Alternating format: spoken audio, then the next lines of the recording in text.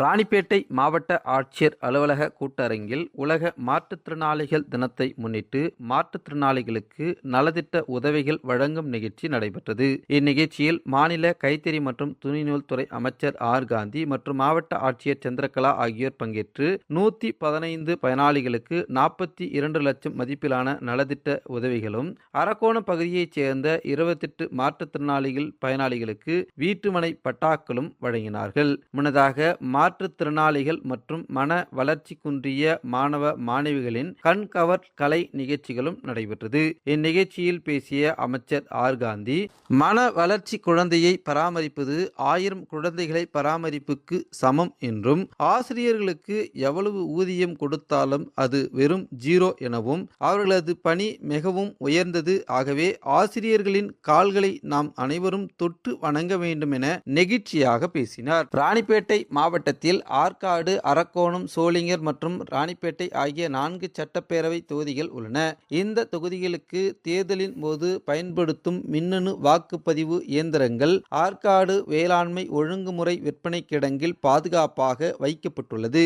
இந்த கிடங்கில் அனைத்து அரசியல் கட்சி பிரமுகர்கள் முன்னிலையில் மாவட்ட ஆட்சியர் சந்திரகலா ஆய்வு செய்தார். பின்னர் எதிர்வரும் சட்டப்பேரவை தேர்தலில் பயன்படுத்தப்பட்டுள்ள மின்னணு வாக்குப்பதிவு இயந்திரங்கள் முதல் நிலை சரிபார்க்கும் பணிகள் குறித்து அங்கீகரிக்கப்பட்ட அனைத்து அரசியல் கட்சி பிரமுகர்களுடன் ஆட்சியர் சந்திரகலா கலந்துரையாடினார்.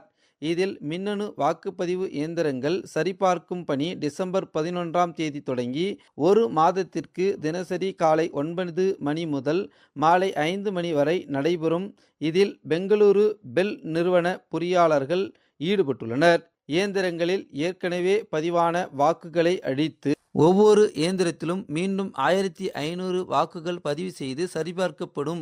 இதில் பழுது கண்டறியும் இயந்திரங்களை பெல் நிறுவனத்திற்கு அனுப்பப்படும். ஒவ்வொரு கட்சியில் இருந்து ஒரு பிரமுகர்கள் இந்த பணிகளை பார்வையிடலாம்.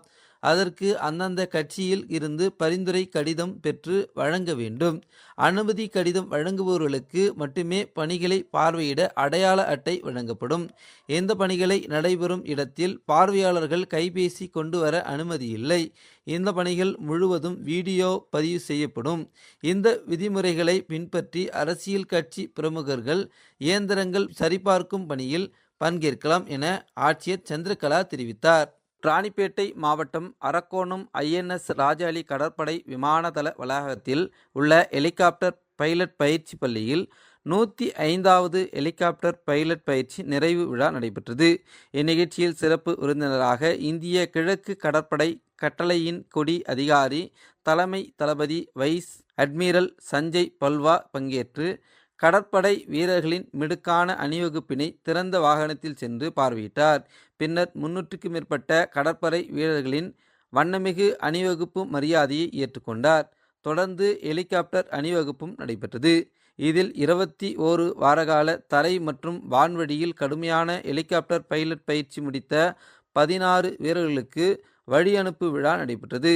பயிற்சியின் போது அனைத்திலும் சிறந்து விளங்கிய முதலிடம் பிடித்த வீரர் லெப்டினன்ட் நிக்கில் தியாகிக்கு கேரளா ஆளுநர் ரோலிங் டிராபி மற்றும் சான்றிதழ் மற்றும் கேடயத்தினை சிறப்பு விருந்தினர் வழங்கி வாழ்த்துக்கள் தெரிவித்தார்.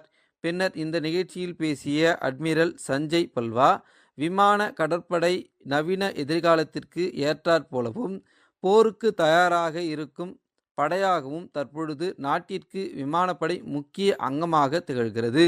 இதில் பணியாற்றக்கூடிய ஒவ்வொரு வீரர்களும் தாங்கள் பெருமிதம் கொள்ள வேண்டும். உயரமாக பறக்கவும் பாதுகாப்பாக பறக்கவும் தாழ்ந்த தளங்கள் 30 டிகிரி உள்ள கடலோர தடை உள்ளிட்ட பல்வேறு விதமான இடர்பாடுகளிலும் தொடர்ந்து பயணிக்கும் நீங்கள் யார் என்பதை நினைவில் கொள்ள வேண்டும் என தெரிவித்தார்.